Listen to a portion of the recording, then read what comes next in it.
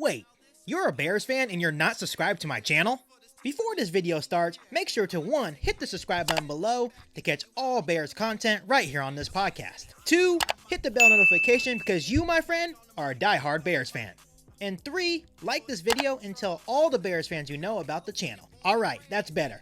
Now that you're actually subscribed to the channel, make sure to bear down and enjoy this video. Hey, what's going on, Bears fans? Thank you so much for joining me for another episode of Keek on the Mic, the podcast all about the Chicago Bears. Before I get this episode started, make sure you hit the subscribe button and the bell notification to catch all Bears content right here on the podcast. Make sure you follow me on my Instagram page at Keek on the Mic. Make sure you share this podcast with all the Bears fans that you know, and you'll also be able to listen to this episode of Keek on the Mic on Apple Podcasts. So today's guest on the show is a very, very special guest, the man that I've been trying to get on for a very long time now, and I know what you guys are thinking. Why are you wearing a Panthers jersey? This guy is family to me. He was a nominee for the Walter Payton Man of the Year award. It kind of correlates, not much, but my guest today is Shaq Thompson, linebacker from the Carolina Panthers. How you doing, Shaq? I'm doing good, man. About yourself? I'm doing good. Just finally happy to have you on. I've been wanting you on for a long time. When you got nominated for the award, Walter Payton Man of the Year, that got me really, really excited for you. It's a big deal, and I know you told me before the podcast it doesn't correlate at all to the Chicago Bears, but it kind of does. You know, that's the man that when you become a Bears fan, it's like you think of Walter Payton. So it's probably the only guys you got to think about, huh? Yeah, that and the 85 Bears. We haven't had much pride since, you know. But the first question I really want to ask you, and this is a question for myself, and probably a lot of my viewers want to know as well. What is it like to be an NFL athlete? I think you should tell your viewers how are we related to some sort, or how are we family. I think you should give a little background about that. Well, so basically, my cousin is cousins with you, which I guess kind of make us, what, second, third, maybe? Something like that. Regardless, something like that. Regardless, it's family. But it's all connected some way, somehow. But like I was asking you, what is it like personally to be an NFL athlete? I mean, it's everything, right? This is what my dream was as a kid. This is what I wanted to do with my life. This is where I wanted to be in my life. And this is where I was able to take care of my family. So it was a dream come true. I mean, I've been wanting to go to the NFL since I was a kid. I've been playing tackle football since 5. And you know, the family is all about football, sports, and stuff like that. So it's just like it was almost destined, but it's just how bad and how willing am I going to put in that effort? You know what I mean, to get there. And you hear everybody like, "Oh, he's the one, he's the one." It's like that's a lot of stuff on your shoulders as a young kid. So I mean, it's a blessing to be here. It's a dream come true, and I wouldn't trade it for anything else. So you talked a little bit about the pressure of, like, you know, everyone looking at you like, oh, he's the one that's gonna make it. How did you handle that pressure? I kind of ain't pay attention to it. I was just playing my game, and just doing what I love to do, which was play football and trying to be the best athlete on the field, the best player on the field, and that's what kind of happened. Yeah, the one thing I can say about you is that you played everywhere. Like, you know, when I came to watch you at Grant a couple of times, even as a young boy, I was like, man, he plays everywhere. Mm-hmm. You know, and you're playing running back, receiver at the time, and even when you got to Washington, you were doing running back, playing defense, special teams, everything. So now I want to take you back to draft night, which I want to remind you that it was in Chicago. That's where the draft was.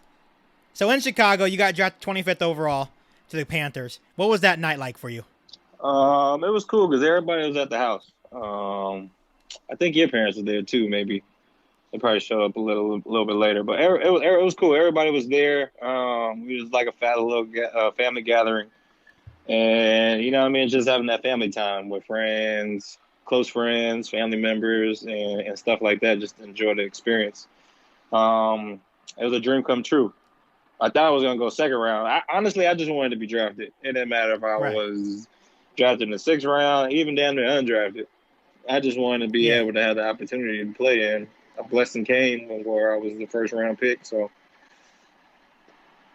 Yeah, I remember that night. I actually just watched your draft video just a couple days ago, and when I remember just watching the draft, and it was just casual. We didn't know what was going on, and then all of a sudden, Thomas Davis comes up and announces the pick, and they say Shaq Thompson, and we just took a step back and we just started screaming. We were just so happy for you and for your opportunity. And now 6 years later, you are basically the man of that defense now. So what is that feeling like to, because for the longest time you had Thomas Davis, Luke Kuechly, you were learning from those guys, but then when they left, you had to step up and take over that role. So how has that been adjusting for you? it was just like a smooth transition. Those guys that got me ready to be a leader, because that's just kind of what the standard was in that room. Like everybody looked towards that room when things went wrong and to make plays and stuff like that. So it's kind of just, but not like a given. I mean, I had to get my trust from the new staff and the coaches and stuff like that. So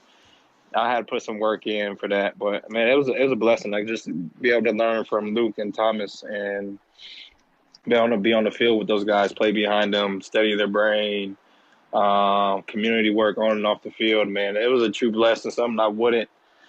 I mean, sometimes you'd be like, man, I want to go somewhere else and start, but it's just like, looking back on it, I was like, man, I was truly blessed. A lot of people were able to come in and start, but a lot of people didn't have the vets like I had. The two, probably in my book, Hall of Famers. At least I know one of them is. A TD should be two, but so it was a blessing in disguise for me. Yeah, watching those guys, it was always a great time watching. Luke Kuechly was so damn smart. He knew what was going on. I remember watching the top 100 players, and dude was all over the field. And the opposing teams would tell you, like, he knew the play. He would call out the play and make a play instantly. So it was incredible to watch him work. Trust me, I was on the field with it. Yeah, that's cool. That is really cool. So obviously you listened to them. They groomed you, and it paid off because you just got that second contract. A lot of NFL players don't get to that second contract. What was that feeling like for you signing that next contract? It was good because I was in my last year. It was like 3 games left on the season, and I was just like, man, I'm about to be a free agent. I'm gonna go test the waters, test the market. And I remember playing the Falcons. It was probably like the day before. Maybe my agent called me. He was like, hey, we got this deal done. They want you to sign tomorrow before you leave to Atlanta. And I'm like, all right, cool. So I called, told my lady. Then, like, my teammates, it's funny because Luke was like, man, where you going to sign the contract? And I didn't even tell him until I kind of, like, went up there. And they was like, man, you didn't tell us? It was a blessing, man, just be able to see how much an organization, how much a GM and the owner could trust and believe in my ability to go out there and lead this team and be a part of this organization and growth. So, man, it was a true blessing to be able to just say I could be here for a couple more years, hopefully my whole career. If it didn't work out, right, you could have came to Chicago. We could have, you look at the history of the linebackers, man. Nah, yeah, they got some good. I was a fan of Danny, and I love Roquan's game. I could just picture it now, right before you were about to become a free agent, right before you signed that big contract with the Panthers. I was like, man, can you imagine Shaq next to, Roquan, and, you keep Danny Trevathan, of course. You three, that would have been amazing. Yeah, it just would have been another Luke and TD's moment. Yeah, that's true. That is true. So obviously the last 2 seasons you have really come into your own. 100+ tackles, amazing. You're all over the field, really starting to come into your own. So how do you maintain that level of success as a professional athlete? Studying, practice, film, taking care of your body, dietitian, eating right. And just everything really off the field that you need to do to keep your body going through 16, 17 games, plus the preseason, and plus the postseason. You know what I mean? So you definitely spend a lot of time on your body, massages, chiropractic, acupuncture, and all that good fun stuff, massages, and like little soft tissue work and stuff like that. So you really got to take care of your body. And that's what I kind of learned after like year 4. So your body's your temple, you know what I mean? And that's what us, fans don't realize of like all the work you guys put in, all the stuff you guys have to do to maintain that level of fitness, Yeah. And I'm really curious to ask you this, and this is probably a dumb question to you, but I can rep 9 times, right? 225 is. You think I can fit in as like a water boy for the Panthers or something? I'm not talking about get on the field, maybe like a water boy. I mean, yeah, or you could be ball boy. You know what I mean? You get a little more shine on ball boy because you know what I mean, exchange the balls and stuff like that. But And I'm fast too. You never know. I may go on there, and they may see that speed, and they're like, "Damn, we need that kid right there." we need to sign him. You never know. That's how you get your opportunity, right? Trying to tell you. So obviously the NFL was hit with global pandemic, and it was up in the air if professional sports in general were going to actually play. The NFL, NBA, all professional sports decided to go through with it. What was it like as an athlete playing through this pandemic? I mean, it's just something that we're used to. It adapt and adjust. We're used to that really adversity stuff on the field, or really in your life, personal life, and it was just another obstacle that we just had to get through. And we did a good job as a whole NFL league, as a whole brotherhood. Everybody did a great job. We knew that people were going to get COVID. We knew that, and they did a great job just taking care of everybody and handling the situation well and quarantining people. And, we got through a rough time as a world, you know what I mean? And we're still going through it. But, like, as an NFL, I feel like they did what they could do to keep us safe, our family safe, and stuff like that. So hopefully this is over. Next season we can have fans right off the rip, pack stadiums. I definitely think it will change. I think more people will respect space a lot more and just be not so up on somebody and stuff like that because, COVID probably still be here regardless. And I really honestly have to give you your props because you really stepped up as a vocal leader during this time. Like one of the first things you did was donate 2,000 meals to local hospitals and the frontline workers. And you've been a vocal leader for the Sacramento community and the Charlotte community, obviously. So why was it important to you to step up as a leader for these communities? Ever since like my mom passed away last year, it just gave me a new voice. It gave me that. I don't care what people say. I'm gonna just do me and do what's right. And you know me, I'm a quiet, kept to myself type of person. Really don't like the fame, don't like the limelight. Just do stuff in the dark. And I'm still that way now. So once she passed away, it's just like, man, there's people less fortunate than me, and I was in that tier where I was less fortunate, and then I have a lot of stuff. So now I'm here with a lot, you know what I mean, that I have really built, really myself. And you can say other people, but other people weren't on that field with me. Other people weren't going through practice, hitting, blood, sweat, tears. Everybody says with me. So then I was like, man, I need to get back to less fortunate. And my mom would have been happy. I know she is up there right now, smiling down and saying, "Good job, son." So I mean, that's where it kind of all stems from. Yeah, and you do have the platform, and when NFL's players speak up like you have, and supporting the people that are less fortunate during this struggling time, it's heard. It's definitely heard. And I know you're a quiet guy. I guess I could say I'm a quiet guy too. Sometimes I kind of sit back just because I do this podcast. People may think I'm loud. Sit back and observe, man. I observe. I love people watching. People are interesting to me. Everybody moves differently. You know what I mean? Absolutely. And obviously your efforts being a vocal leader led you to get nominated for the Walter Payton Man of the Year award. And a lot of players will tell you that award is bigger than the most valuable player at times.